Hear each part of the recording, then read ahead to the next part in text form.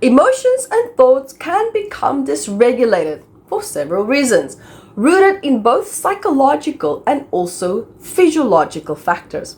Now, understanding these causes can help in developing strategies to manage and to regulate emotions more effectively. But before we tackle this in the how we regulate, let's also understand first the why.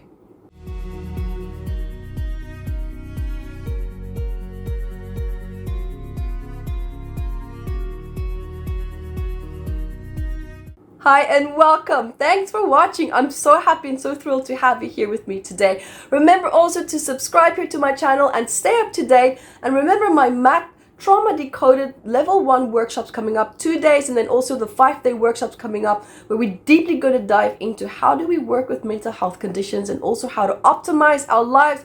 And if you are, if you work with people, you're going to love these new tools, especially the bilateral processing. I also have my spiritual healing retreat that's coming up in September live in Bali. You don't want to miss this. Come hang out with me in person, face to face. It will not be online. Learn how to talk to your spirit guides, how to work with animals, how to communicate with animals, people that have passed over, and also how to really tap into intuition and your psychic abilities, which we all have. And for those of you who are new, my name is Evette Rose. I'm best well known for having written this big book called Metaphysical Anatomy, which is a big book of 722 medical ailments and also the psychosomatic stress of that and the suppressed emotions of that. Interviewed 6,500 people. It's a really interesting book. But now let's get down to business.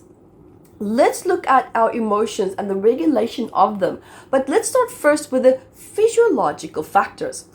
So we have neurochemical imbalances that can make it quite challenging for us to really truly regulate from our emotions, especially when we had a traumatic or stressful event.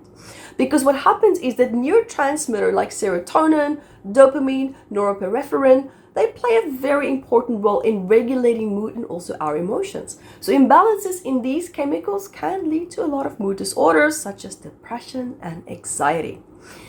They may also have the brain structure and its function. Now, the amygdala, our prefrontal cortex, and our hippocampus, they are key brain regions that's involved in emotional regulation. So the amygdala processes emotional reactions. The prefrontal cortex is kind of involved but more in the executive functions and also the regulating our emotions as well. And then the hippocampus is actually quite critical for forming new memories and connecting them with our emotions.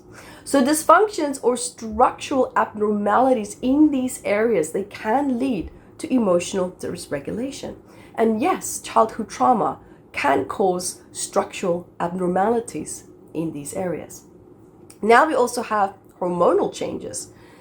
This is something that I guess if you're a female, mostly women at least, can really deeply relate to this. Guys, I know that you can too in some one way, but I'm not just talking about any hormones. Here I'm talking about cortisol, adrenaline. This is something that both men and women can relate to.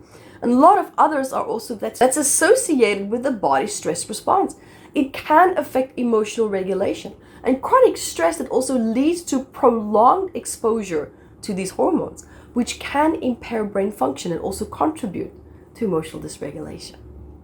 Now let's also look and tap into the psychological factors and trauma and also adverse childhood experiences. Now these traumatic experiences, especially in our childhood, it can have long-lasting effects on emotional regulation because the brain's development can be altered by trauma, leading to heightened stress responses and then also difficulty managing those emotions. We have our cognitive distortions then as a result. So we have now negative thought patterns and a lot of cognitive distortions such as that all or nothing thinking, catastrophizing, overgeneralizing. All these that's really deeply connected to anxiety and acute anxiety as well. All this can contribute to emotional dysregulation. And these patterns can create a very toxic and negative feedback loop that is now just intensifying emotional responses. Now, for a lot of people, there's a lot of lack of emotional awareness and skills. And it's not that it's a person's fault. It's just sometimes we're so stuck in survival mode, we don't have time to look left or right. We don't have time to research or to look for tools because it's just go, go, go, fight, survive, keep your head above water, and the next day it starts all over again. right? So this can cause a person to have a lot of difficulty in recognizing and understanding their emotions as well, which can lead to dysregulation. And it's not necessarily that a person doesn't understand it. We need to ask more, what is that person's relationship with their emotions? And what I mean by saying that is, do we attack our emotions? Do we welcome it and observe and think, well, why are you here, right? So the judgment, the attack, the criticism can cause us to start to formulate actually almost like a whole different personality or a whole different approach to emotions, right? Where we reject how we feel, right? The prefrontal cortex, we think about how we want to think about that event or how we want to think, how we want to feel about it, right? So we can really completely overanalyze this. And this over-analytical thinking can also cause us to completely become dysregulated, because we try to go into the analytical side of it instead of just coming back into the body, out of the head, into the body, and listening to what the body needs in order for it to regulate. So without these adequate skills to manage our emotions, a person can really truly react quite impulsively and often even inappropriately to emotional triggers. Then also environmental and social factors play a very important role here as well, especially when we look at it combined with chronic stress. Ongoing stress from work, relationships, financial problems, other sources can also overwhelm the brain's ability to regulate emotions. And chronic stress affects both the mind and the body, leading to persistent emotional dysregulation. Another big pain point that I'm seeing that's on the rise, social isolation. Lack of social support and meaningful connections can exacerbate feelings of loneliness, emotional distress, social interactions. All this play a very crucial role in emotional well-being. And also now social isolation, it can hinder our emotional regulation as well. And this can also cause and roll into substance abuse, right? So the use of alcohol and drugs and all these other substances, it impairs the brain's function. And this in itself can exacerbate emotional dysregulation. Because substance abuse often provides, that gives you that temporary relief. But ultimately, it worsens emotional instability. And something that I found that was incredibly helpful for me to help me to regulate myself, which I'm going to share with you in a minute. But I'm going to share first with you, actually, I'm going to backtrack. I'm going to share with you why I was resisting meeting my emotions. Why I was actually subconsciously, of course, we don't deliberately think, I don't want to regulate right now. We don't do that, right? It's more as a response. It's a symptomatic response to maybe a dissociative state, a freeze response, maybe inadequacy in terms of how we feel about our emotions and what to, adequately do about it. Either way, one thing that I can tell you right now, your body will not regulate itself if it doesn't feel safe. Period. Your body will not regulate itself if it doesn't feel safe. Now, I didn't feel safe feeling safe. I didn't trust safety because my association for safety when I grew up, my God, it was very distorted. And I say that, and I don't say that lightly, quite in a very negative way. So one thing that I had to learn to create for myself is what I call a safety container.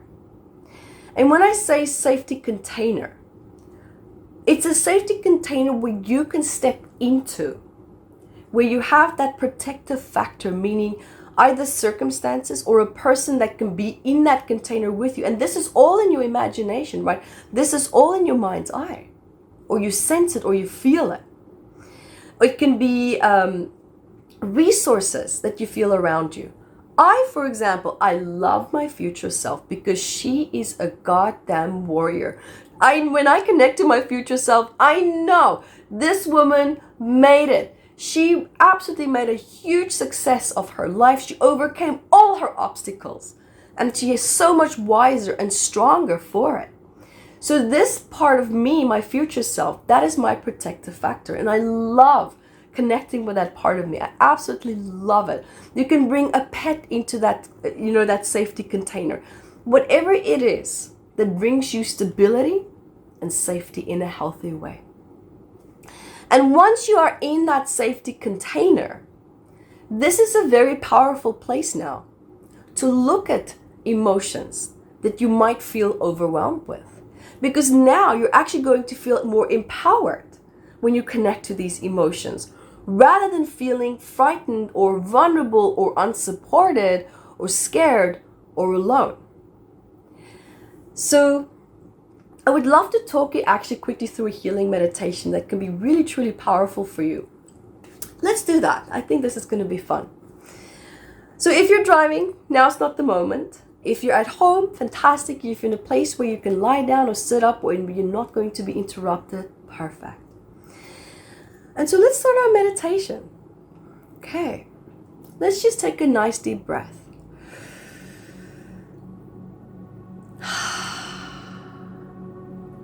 Very good. And now, let's just start by focusing on our breath. Just notice as you're inhaling and exhaling.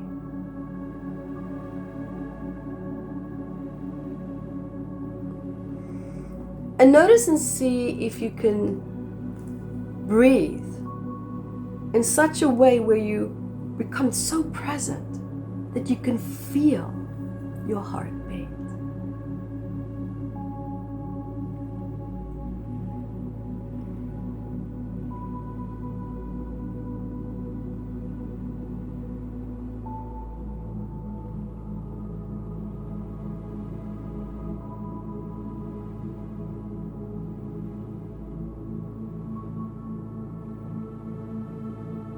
Very good. And now, I invite you to find yourself in an open space. And I would like you to imagine a safety container. Let's create one now. And this safety container can look whatever shape or form you would like it to have. I enjoy my oval glass shape. That for me works really well. You can choose whatever you would like your safety container to look like.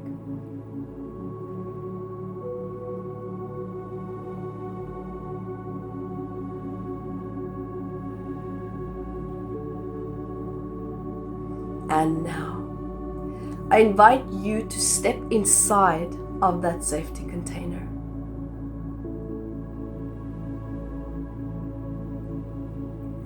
And here I'm going to prompt you with some ideas. You can choose which one you feel most comfortable with. As a protective even source, who would you like to be there with you? Or in which circumstances would you feel the most safe? The safest circumstances. It can be your future self, someone in your life, someone that you knew. But you must have a positive association with this person. That's really important. It can be circumstances. It can even be a cartoon character. It can be anything. Absolutely anything. Even a symbol. And whatever that is, bring that into the safety container now.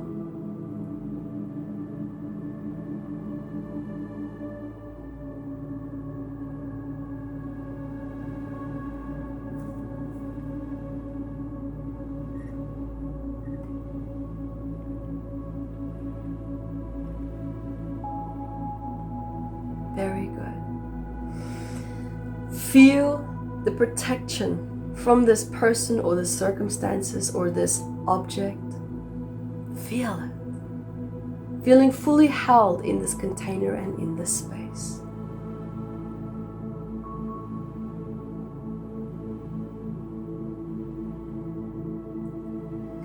And as you are in that space, I invite you now to take your hands and almost like a little cross, like a little butterfly, put your hands here on your chest like that. And together we're going to tap like this. Find your rhythm. Just tapping like that. While you are in this container. with this person or this object or these circumstances that's helping you to feel safe and grounded. I'm going to affirm a few positive affirmations for you. You can just listen to my voice or you can repeat after me. Even though a part of me is scared right now, I am safe right now. And keep tapping. And keep knowing and understanding that that protective person is right there with you in your safety container. Even though a part of me feels helpless, I am safe right now.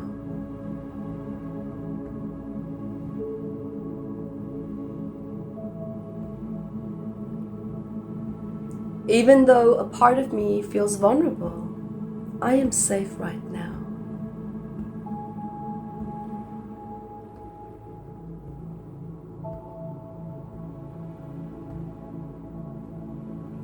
Even though a part of me feels angry, I am safe right now.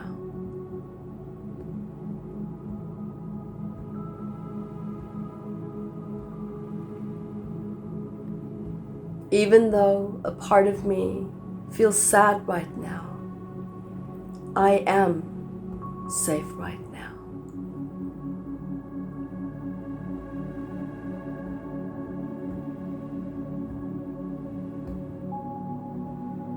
Even though a part of me feels rejected,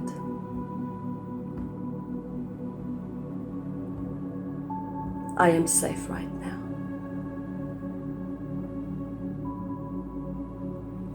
And I invite you to affirm one or two more positive affirmations where you say, even though a part of me is, whatever that challenge is that you're feeling, but end the sentence with, I am safe right now.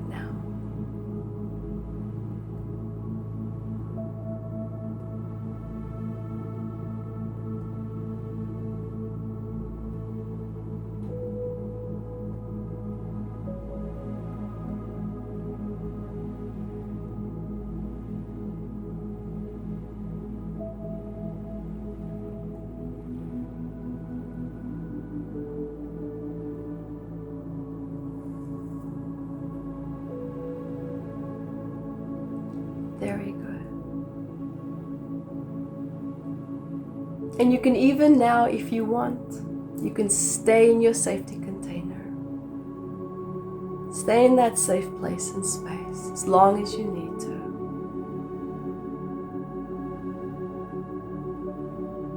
Until you start to feel more settled within yourself.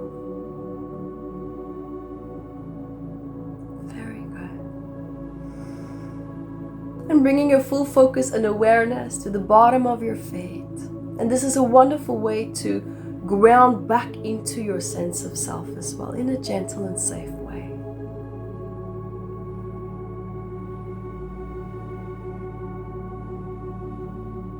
And when you are ready, feeling the surface beneath your body, wiggling your toes and your hands and giving yourself a nice big stretch. And welcome back.